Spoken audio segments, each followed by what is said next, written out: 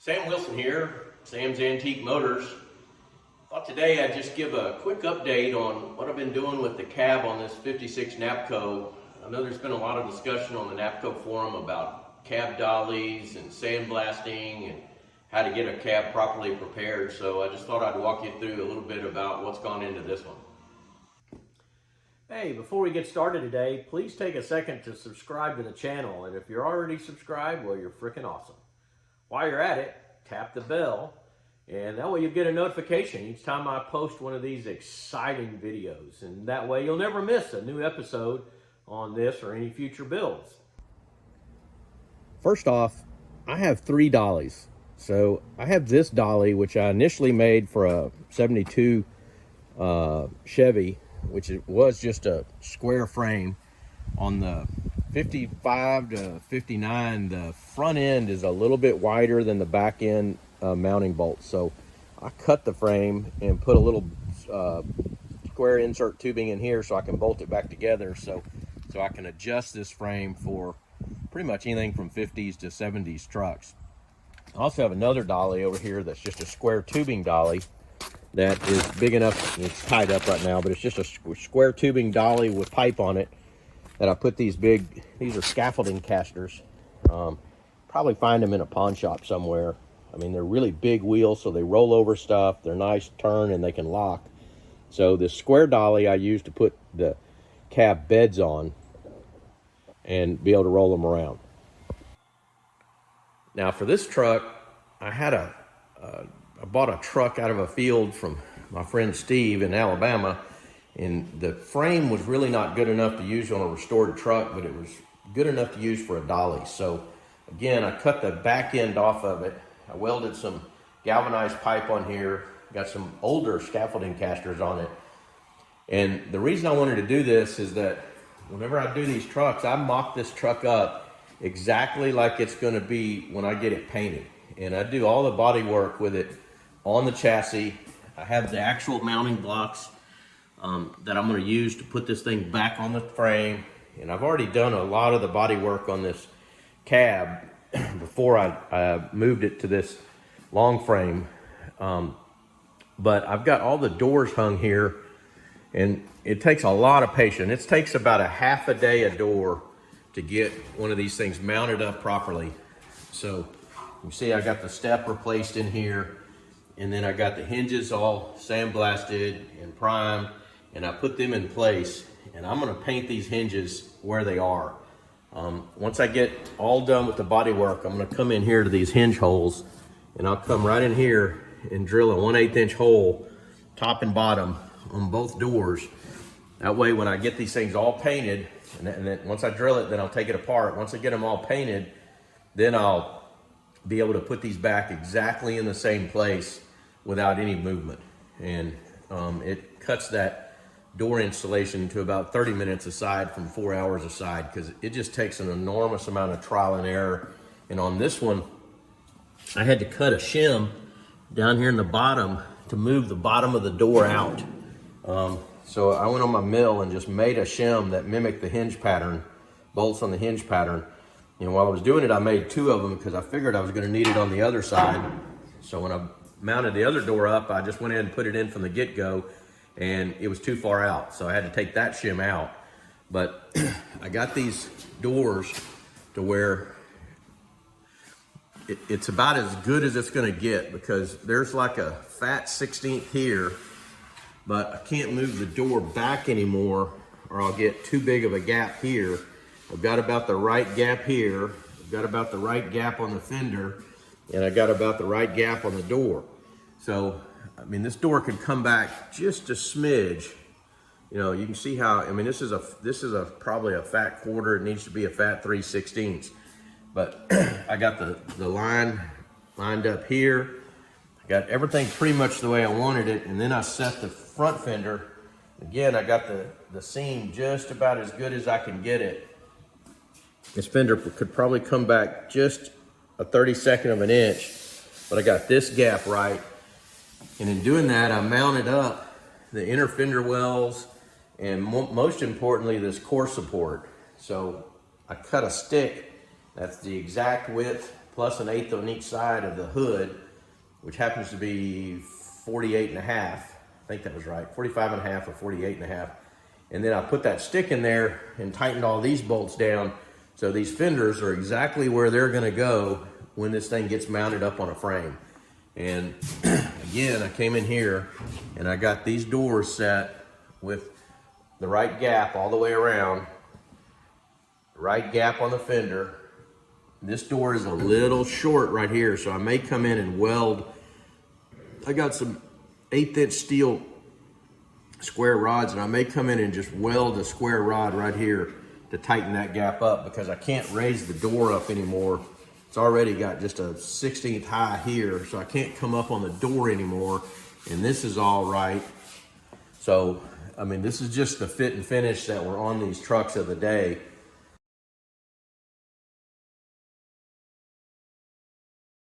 I got all these creases lined up.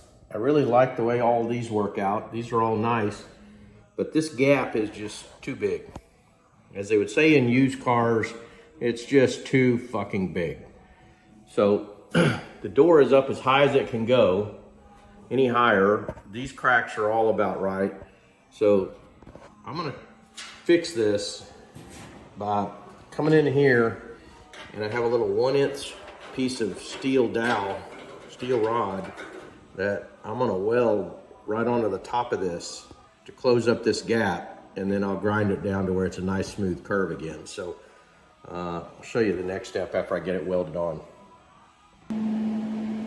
So here I've got it stitched on, and you see I just put a little blob every few inches, and then I let it cool because I don't want to get this door hot.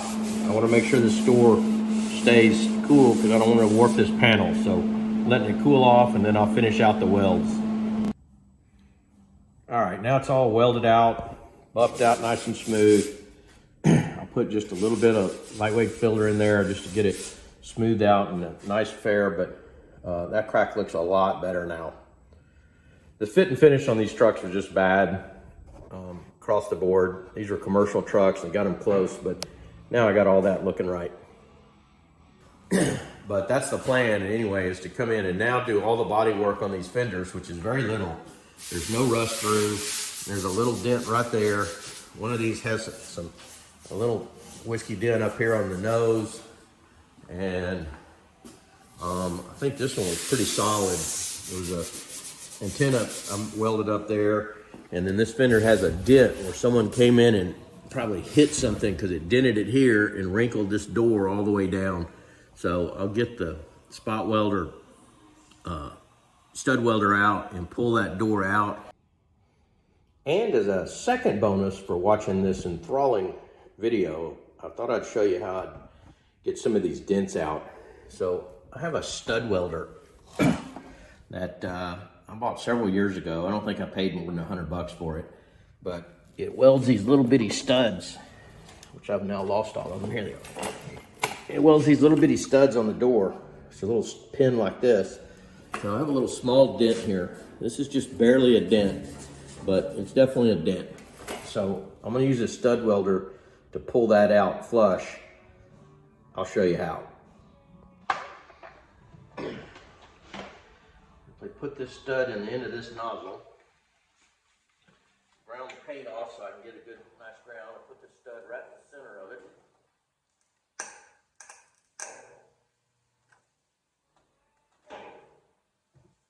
This takes about a second. And then I take this handy dandy rivet puller, put it on there.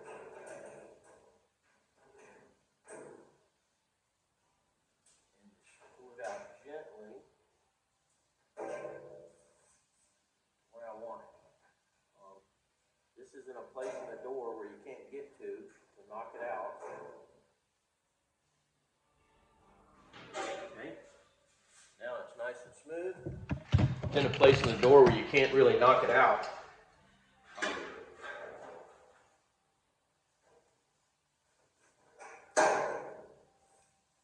That off.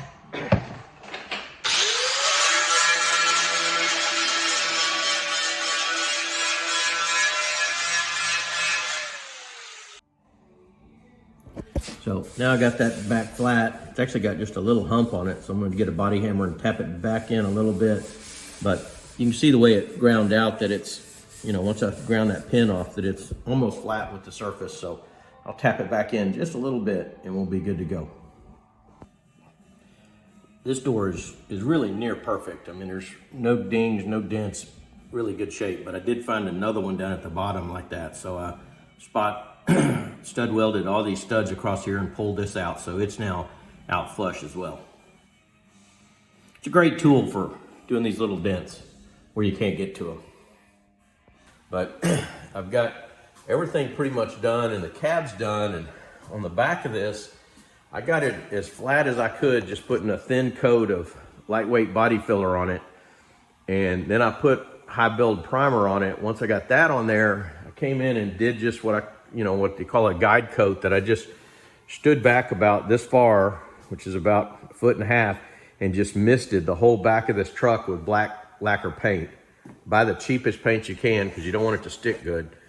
And then I came in here with a they're called, my friend Danny Garcia, who's a great painter, turned me on to these blocks. That these are called Big Kid blocks, and they're made out of hard plastic. And when you put paper on these blocks and sand this with a long block, I've already sanded it, I sand it with a long block like this. When you do that with a guide coat, you can see now where everywhere there's sort of a shadow here is a high and a low. And I've got this so thin that the metal is starting to show through, like right here, I'm back down to metal. So this is just micro thin filler, but that's what it takes to get these panels really straight. So you can see where I started sanding. So there's a little low spot there and a little low spot there. I think all of this I can take out with another good coat of high build primer. Even this has got a little bit bigger dent right there, but I'm nearly through it. So one more coat of high build primer and that'll, I think, sand down. So that's the plan, is to go through this and do all the body work and make sure all these panels are perfectly aligned, and then take it apart and do the final sand, which will really just be a 400 sand to get it ready for paint. So that's pretty much the plan, and these dollies work really good. So if you've got an extra frame, or even to make one, I saw one made out of plywood and a bunch of blocks, and that's kind of dangerous because you don't want to drop one of these cabs, particularly on you. So it's just too easy to get a piece of 2x4 square tubing and weld two pieces to braces in the middle and put some galvanized pipe on it with some wheels, and then you can roll it all around with no problem. On my other dolly that I showed at the start, these braces go in the back of it. So these tubes right here slide into the back of it, so I can flip the cab up on its back and work the cab on its back. And then to do all this body work, I thought I'd just go through the materials that I use. So this Evercoat Z-Grip, I find to be a really good filler. It's a lightweight filler. You mix it up with a hardener, and you put it on, and I come in here and clean up my tools. Once I spread it on, I use a spreader, one of these yellow flat spreaders. By the time I get that cleaned up, then I go back and I start working it. So it's still soft, but you just want to get it dry enough to where it's not clogging the paper, and then you start working it. If you wait an hour or a day, it's just so hard you can't hardly sand it. So I find this stuff works really good. And again, you're just putting it on thin enough and then sanding it back down to bare metal to take the little, sways in the metal out. And then I come in and I use this shop line, which is a PPG product. It's kind of a commercial paint room product. That's a JP 2002. And this is a primer surfacer. And this is a high build. So when you put that on, you paint it slow, and it's almost like spraying a fine filler on. You can really build the surface with that epoxy. It's a two-part epoxy primer sealer. So this is the hardener that goes with it. It's a JH302 and a JP202. And then if you mix it with a little reducer, It's getting cold, so I'm starting to use a fast reducer rather than a medium reducer. The colder it is, the faster the reducer. That helps the paint dry when it's colder. Slower reducer in the winter, in the summer when it's hot. So it'll flow out and dry slower. But you want it to dry faster in the cold weather. So when you put those two together, it makes it a epoxy sealer. I'm sorry, that's just a high build primer. Then I use DP90 or DP50. 90 is black and 50 is a light gray with a primer catalyst, DP402, and that is a primer sealer. So once I get it really flat, then I shoot it with this primer sealer, and mixing it with a little reducer makes it a sealer, and that just seals it up, and it's solid, rock solid from there. So once you get all that done and you get that guide coat on and you get this thing sanded back down flat, then you can go to base coat, clear coat. And if you do all that, take your time and get it flat, get all these spots out of here, then it'll be as flat as glass. And that's generally what I'm trying to do with it. So that's an update. Hope this helps. And be sure and leave a comment or click the like button. And if you enjoy these videos, subscribe to the channel. I'll try to put one up anytime I do something that I think might be interesting or helpful. So hope you enjoyed it. Have a nice Thanksgiving. Download the Resto-Rat app today to begin managing, tracking, and documenting your restoration project.